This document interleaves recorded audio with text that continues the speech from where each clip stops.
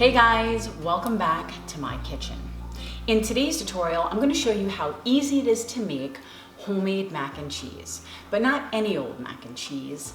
We're going to be making a white truffle, cheddar, and Gouda mac and cheese.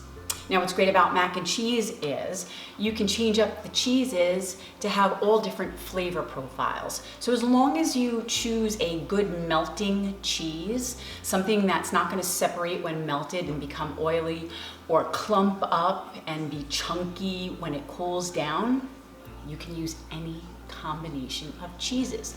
Things like Gruyere, Swiss, or even mozzarella cheese. So, enough talking. Let's get cooking. So we'll start by bringing a large pot of water up to a boil to cook off our pasta, and make sure to season your water well with salt. At the same time, I have a small saucepan on the stove, and to that I'm going to add 1 cup of heavy cream and 1 cup of whole milk. And we just want to warm that up. Do not bring it up to a boil. So make sure your heat is on low. Next, we'll heat up another pot, and to that we're going to add 4 tablespoons of butter. Once it's melted down, we can then add 4 tablespoons of flour. Just whisk that in until smooth, and then you're going to want to cook this for at least a minute just to cook the rawness out of the flour.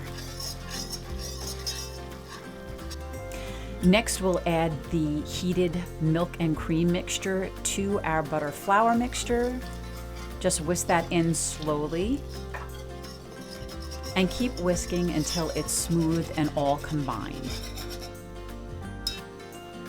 Next, we'll add 1 cup of shredded white cheddar cheese and 1 cup of shredded Gouda. So your cheese sauce will thicken up right away. For me, this got a little too thick. So once I melted all the cheese down, I shut the heat off for a little bit, and I slowly added 1/2 cup of whole milk to my cheese sauce, just to thin it down a little bit. If you like yours really thick, you could leave it thick. I like mine just a little bit thinner. I like to be able to pour it, and if it pours off the spoon in a ribbon, that's perfect. Next, we'll add 1/4 teaspoon of freshly ground nutmeg. We'll also season it with some ground pepper. Here I'm using white ground pepper. That's to taste, as well as some salt. That's also to taste. Don't get crazy with the salt. The cheese is salty. Then you can just mix that all in. And I did turn the heat back on to medium-low, and you can see how it just pours off the spoon in a ribbon, so that's perfect consistency. Next, we'll add our white truffle oil. I'm adding 1 teaspoon. And then just whisk that in as well. Give it a quick taste, see if it needs any adjustment. This is perfect, so we'll move on. Our water is finally boiling, so to that I'll add 1 pound of pasta. I'm using cavatappi pasta. Make sure to give that a good stir so it doesn't stick together. This should take about 8 to 10 minutes to cook, so in the meantime, let's preheat our oven to 350 degrees.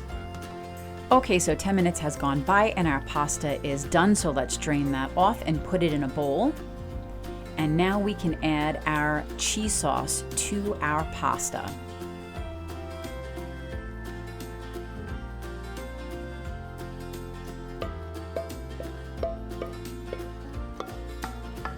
And then just gently stir the cheese sauce into your cooked pasta. And stir it until everything is nicely coated and evenly combined. So here I have a deep casserole dish that I've buttered, and to that I'm going to add the pasta. Make sure to spread out the pasta in a nice even layer, and get all the cheese sauce from the bottom of the bowl as well as the bottom of the pot.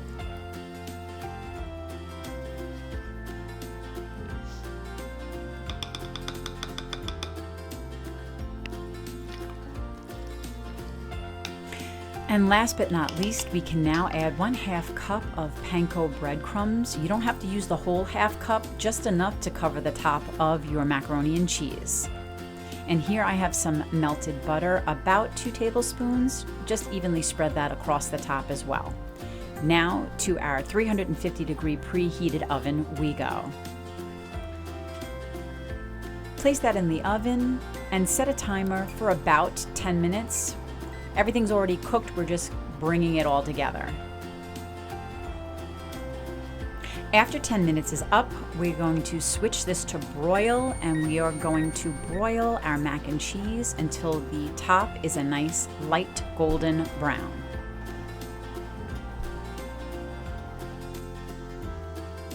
Like this. Now it's done, so let's plate it.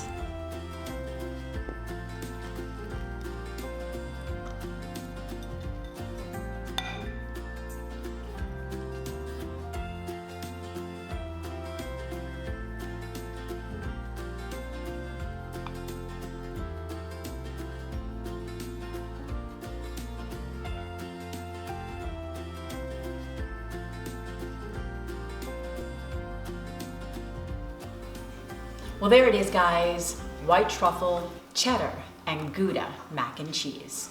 I hope you guys try and enjoy the recipe. And you know the thing, like, share, subscribe, and hit that notification bell so you don't miss out on anything. And as always, guys, until next time,